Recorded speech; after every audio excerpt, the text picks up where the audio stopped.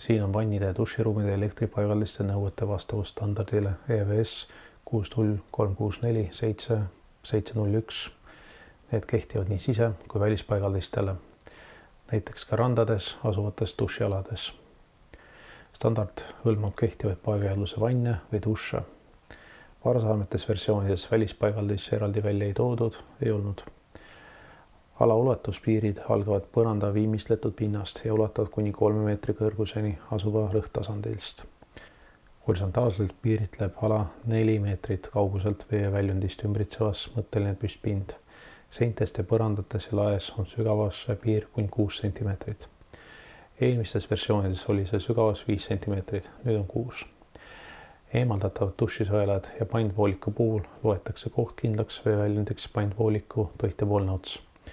Oluline on teada, et paindvooliku korral tsooni ja lisasentimeetrit enam ei lisandu, nagu varasemates versioonides. Tsooni arvestus algab fikseeritud ühenduskohast.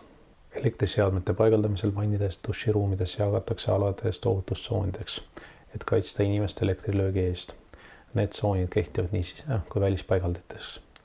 Tsoonis 0, 1 ja 2 määratlevad seadme paigaldamise nõuded vajaliku kaitseviisi. Tsoon 0 on vann või dušivanni sisemus, kus kehtivad kõige rangemad nõuded. Tsoon 1 hõlmab ala otse tsooni 0 kohal. See ulatab põrandas kuni 2,25 cm või fikseeritud dušiotsikuni, kui see on kõrgemal. Samuti sisaldab see ala vanni all ja külgi. Paindvoolikuga duši puhul algab tsooni arvestus fikseeritud ühenduskohast. Lisasentimeetrid antud juhul ei rakendata. Tsoon 2 asub horisontaalsest tsoonist 1 väljaspool.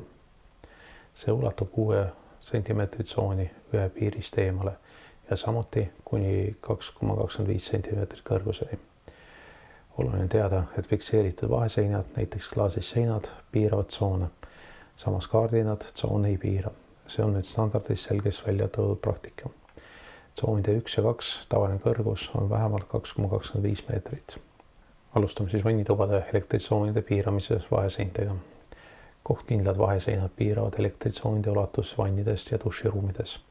See on oluline ohutuse tagamiseks. Fikseeritud vaheseinad, kaasa arvatud klaasseinad, suudavad tsoone piirata. Kaardinad tsoone aga ei piira. See on standardis selgest välja toodud. Tsooni kaugust mõõdetakse radiaalselt. Mõõtmisel arvestatakse ümber vaheseina nurga. Näiteks on vähim murdjoone kaugus näidatud 120 cm. See raadius ulatub fikseeritud vaheseina nurga tagant. Kuigi tsoonide mõõdud on jäänud samaks, on standardis tekstis sõnastust natuke muudetud. See joon pakub hea ülevaade tsoonide piiramise vannitoas. Vaatame lähemalt tsoonide mõõte ja ulatust. Alusvannita duši korral on tsoon 0 põrandas 10 cm kõrgusel. See asub otse duši all. Tsoon 1 ulatub dušisõeles 120 cm raadiuses. Kõrguses ulatub tsoon 1 kuni 225 cm. Võimalusel on see fikseeritud duši otsaga kõrguseni. Eemaldatavad dušisõelad ja paindvooliku korral arvestatakse tsooni alguses fikseeritud ühenduskohast. Oluline märkida, et alusvannita duši puhul tsoon 2 puudub. Nõuded kehtivad mitte ainult tsooni paiknevatele elektriseadmetele kui ka teistele asjadele. Need laiendavad ka seadmetele, mis asuvad tsoonis külgnevates seintes ja lagedes. Elektriseadmete minimaalne paigaldussügavus tsoonis pool seinast peab olema vähemalt 6 cm. See sügavus on varasemast 5 cm pikendatud.